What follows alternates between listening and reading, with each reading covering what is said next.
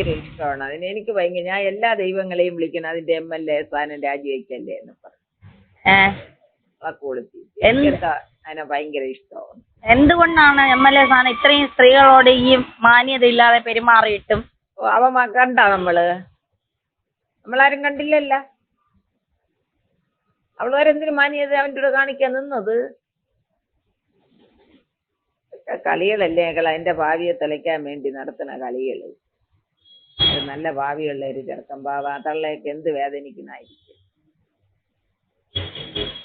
ദൈവം കാത്തോളൂ അവന്. എന്നാൽ ഈ സ്ത്രീകളോട് കാണിക്കുന്നത്, ഇപ്പൊ അമ്മേടെ മോളെടുത്താണെങ്കിൽ ഇതുപോലെ കാണിച്ച അമ്മ ഇതുപോലെ പാവമാണെന്ന് പറയുവോ? കാണിക്കാൻ വരുമ്പോ തന്നെ അതിനെ നിർത്തണമായിരുന്നു, ബ്രേക്ക് ചെയ്ത് എല്ലാം കാണിക്കാൻ കൂടെ നിന്നിട്ട് പിന്നെ പാർട്ടി പിന്നെ ഒരു അവസരം വരുമ്പോ അതിനെ നശിപ്പിക്കാൻ ശ്രമിക്കുന്നത് ശരിയാണ് അവളുടെ? ഇന്നൊരമ്മ പറഞ്ഞിരിക്കണില്ലേ, അതൊരു ചാനലില് പറഞ്ഞിരിക്കണേ.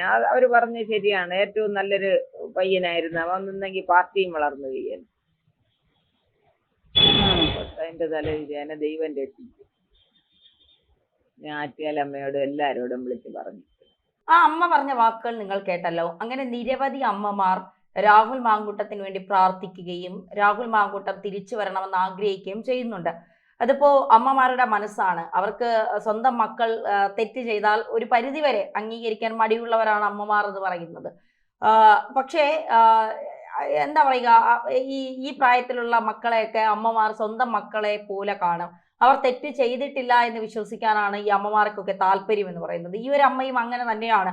രാഹുൽ മാങ്കൂട്ടത്തിൽ പിന്നെ തിരിച്ചു വരാൻ ആറ്റുകാലമ്മയോടൊക്കെ പ്രാർത്ഥിക്കുന്ന ഒരു അമ്മയുടെ വാക്കുകളാണ് നമ്മൾ കേട്ടത്. എന്തായാലും എനിക്ക് ചോദിക്കാനുള്ളത് ഗർഭകഥ പുറത്തു കൊണ്ടുവന്നവരോടാണ്.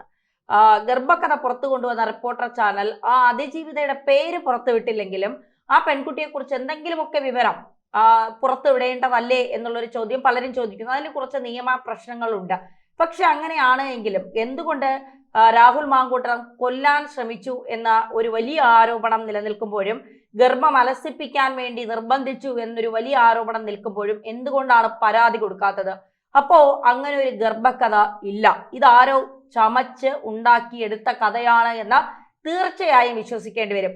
രാഹുൽ ഒരു പെണ്ണുപിടുത്തക്കാരനല്ല എന്നോ, അല്ലെങ്കിൽ രാഹുലിന് ഒരു നിരവധി സ്ത്രീകളുമായിട്ട് ബന്ധമില്ല എന്നോ, രാഹുൽ ഓടി നടന്ന് പെണ്ണുപിടിക്കുന്ന ഒരുത്തനല്ല എന്നോ അല്ല പറഞ്ഞു വരുന്നത്. ഇതൊക്കെ രാഹുലിന്റെ സ്വഭാവമാണ്, ഇതൊക്കെ രാഹുൽ കാണിക്കുന്നുമുണ്ട് എന്ന് പലരും പറയുന്നു. നമ്മൾ ആരും കണ്ടിട്ടില്ല. കണ്ടവർ പറയുന്നത്, കണ്ടവരല്ല അനുഭവിച്ചവർ പറയുന്നത് ഇങ്ങനെയൊക്കെയാണ് രാഹുൽ മാങ്കൂട്ടത്തിൽ എന്നാണ് പറയുന്നത്. അപ്പോഴുമുള്ള ചോദ്യം, ആരാണ് ആ പെൺകുട്ടി? ആ പെൺകുട്ടി ഒരു മാധ്യമ പ്രവർത്തകയാണോ, അല്ലെങ്കിൽ മറ്റേതെങ്കിലും ഫീൽഡിൽ വർക്ക് ചെയ്യുന്ന ആളാണോ? എന്തിനാണ് സൗണ്ട് മാറ്റി തൻ്റെ അടുത്തോടെ പറയാൻ ധൈര്യമില്ലാത്ത ഒരു സ്ത്രീ എന്തിനാണ് ഇത്തരത്തിൽ സൗണ്ടൊക്കെ മോഡിഫൈ ചെയ്ത്? അത് ഇപ്പോൾ സൗണ്ടൊക്കെ നമുക്ക് പല രീതിയിൽ ഉണ്ടാക്കിയെടുക്കാം. അങ്ങനെയാണെങ്കിൽ രാഹുൽ മാങ്കൂട്ടത്തെ കുടുക്കാൻ ആരെങ്കിലും ശ്രമിക്കുന്നുണ്ട്? ഇപ്പൊ ഇടത് ക്യാമ്പുകളിലൊക്കെ വലിയ ആഘോഷമാണ് നടക്കുന്നത്, BJP ക്യാമ്പുകളിൽ വലിയ ആഘോഷമാണ് നടക്കുന്നത്. രാഹുൽ മാങ്കൂട്ടത്തിൽ തകർന്നടിഞ്ഞു, എന്താ പറയാ, ഒരു അടി പതറി കിടക്കുന്നു, ഇനി ഉണർത്തെഴുന്നേൽക്കില്ല എന്നുള്ള പല ശബ്ദങ്ങളും പല ഭാഗത്തു നിന്ന് നമുക്ക് കേൾക്കാം. ഇപ്പോ നമ്മൾ ഈ വാർത്ത ചെയ്യുമ്പോൾ ഇതിന്റെ താഴെ കുറെ നാറികളായ ഊളകൾ വന്ന് കമന്റ് ഇടും. നിനക്ക് എത്ര കിട്ടി, നിനക്ക് എത്ര തന്നു, അതൊക്കെ നീയൊക്കെ നിന്റെ വീട്ടിൽ ചെന്ന് ചോദിച്ചാൽ മതി, അവർക്കൊക്കെ എത്ര കിട്ടിയെന്നുള്ളത്. പണം വാങ്ങിക്കൊണ്ട് വാർത്ത ചെയ്യുന്ന പരിപാടി തൽക്കാലം ഞങ്ങൾക്കില്ല, അത് ഞങ്ങൾ ചെയ്യത്തുമില്ല. ഇവിടെ ചോദിക്കാനുള്ള ഒന്ന് രണ്ട് ചോദ്യം. ഇന്നലെ കഴിഞ്ഞ ദിവസം മറുനാടൻ മലയാളിയുടെ ഷാജൻ സ്കറിയ എന്ന് പറയുന്ന മാധ്യമ പ്രവർത്തകൻ ഒരു വാർത്ത ചെയ്തിരുന്നു. ഈ ഗർഭം വ്യാജമാണോ, ആരതാണ് ആ ഗർഭം, അങ്ങനെ ഒരു ഗർഭമുണ്ടോ? തീർച്ചയായിട്ടും അതൊരു ചോദ്യം തന്നെയാണ്. അത് സമൂഹത്തിലെ നിരവധി ആളുകൾ ചോദിക്കാൻ വെച്ചിരുന്ന ഒരു ചോദ്യം തന്നെയാണത്. ഒരു മാധ്യമ പ്രവർത്തകി രാഹുൽ മാങ്കൂട്ടത്തിനെതിരെ പരാതി കൊടുത്തിട്ടില്ല, ഒരു സ്ത്രീയും രാഹുൽ മാങ്കൂട്ടത്തിനെതിരെ പരാതി കൊടുത്തിട്ടില്ല. അവന്തിക എന്ന് പറയുന്ന ഒരു ട്രാൻസ്ജെൻഡർ രംഗത്ത് വന്നിരുന്നു. എന്നിട്ട് എന്തായി? രാഹുൽ മാങ്കൂട്ടത്തിൽ അതിനെ പൊളിച്ചടുക്കി രംഗത്തെത്തി. രാഹുൽ മാങ്കൂട്ടത്തിന് കൃത്യമായ മറുപടി കൊടുത്തു. അവന്തികയെ ആരാണ് ഇറക്കിയത് എന്നുള്ളത് പിന്നീട് എല്ലാവർക്കും മനസ്സിലായ കാര്യമാണ്. അവന്തിക പിന്നീട് മറ്റൊരിടത്തും പ്രതികരിക്കുന്നതായി നമ്മൾ ആരും കണ്ടിട്ടുമില്ല. കൂടുതൽ തെളിവുകൾ, ടെലിഗ്രാമിലെ കൂടുതൽ തെളിവുകൾ പുറത്തുവിടൂ എന്നൊക്കെ പറഞ്ഞുകൊണ്ട് അവന്തികയുടെ ഒരു പോസ്റ്റ് കണ്ടായിരുന്നു. പിന്നീട് അവന്തിക ഒരു ചാനലിനും ബൈറ്റ് നൽകുന്നത് നമ്മൾ കണ്ടിട്ടില്ല. അവന്തികയെ വിളിച്ച ന്യൂസ് 18 ചാനലിലെ മാധ്യമ പ്രവർത്തകൻ ഇതിന് ഒരു എന്താ പറയുക, താൻ തന്നെയാണ് വിളിച്ചത്, താൻ സംസാരിച്ചതെന്നൊക്കെ പറഞ്ഞൊരു ക്ലാരിഫിക്കേഷൻ വീഡിയോയുമായൊക്കെ രംഗത്ത് വരുന്ന കണ്ടു. എന്തൊക്കെ ആയാലും രാഹുൽ മാങ്കൂട്ടം എന്ന് പറയുന്ന ചെറുപ്പക്കാരനെ, അതായത് ഏകദേശം 20 വർഷത്തോളമായി രാഷ്ട്രീയത്തിൽ നിൽക്കുന്നു, 10 വർഷമായി യൂത്ത് കോൺഗ്രസ് അടക്കമുള്ള പ്രധാന പദവികൾ വഹിക്കുന്നു.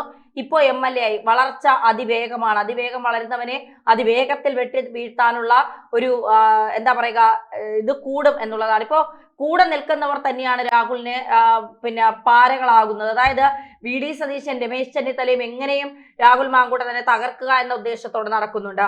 മുതിർന്ന നേതാക്കന്മാരായ VM സുധീരനും K മുരളീധരനും രാഹുൽ മാങ്കൂട്ടത്തിനെതിരെ നിശ്ചിതമായ വിമർശനം ഉന്നയിച്ചുകൊണ്ട് രംഗത്തെത്തുന്നുണ്ട്.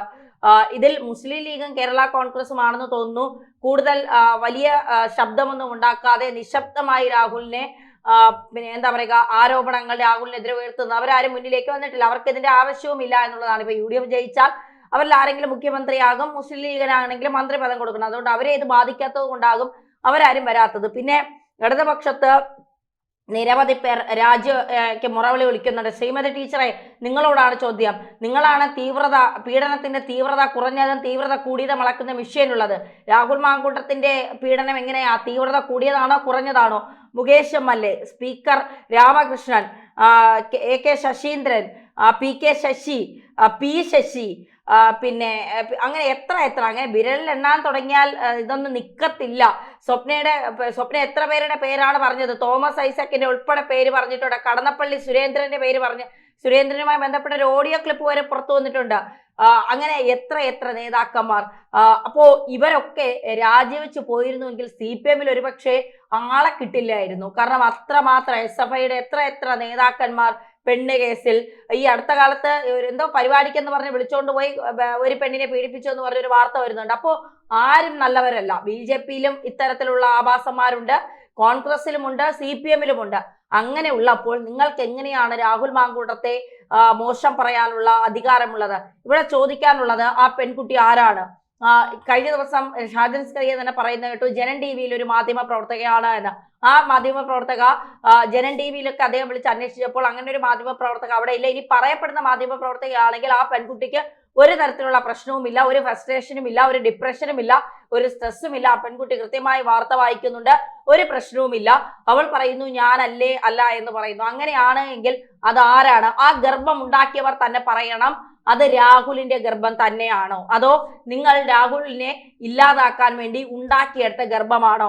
ഇപ്പോ കഴിഞ്ഞ ദിവസം അരുൺകുമാർ പറയുന്നത് കേട്ടു, രാഹുലിന്റെ ശബ്ദമല്ല എങ്കിൽ ഞാൻ മാധ്യമ പ്രവർത്തനം നിർത്തുമെന്ന്. ഞങ്ങൾക്ക് സംശയമില്ല, അത് രാഹുൽ മാങ്കൂട്ടത്തിന്റെ ശബ്ദം തന്നെയാണ്, അതിൽ ഞങ്ങൾക്ക് ഒരു സംശയമില്ല. പക്ഷെ ഞങ്ങൾ ചോദിക്കുന്നത്, നിങ്ങൾ ഇറക്കിയ ഗർഭകഥ സത്യമാണോ? അല്ല എങ്കിൽ നിങ്ങൾ ആ ചാനൽ പൂട്ടി ജനങ്ങളോട് മാപ്പ് പറയണമെന്നാണ് കേരളത്തിലെ ജനസമൂഹം ഒന്നടങ്കം പറയുന്നത്.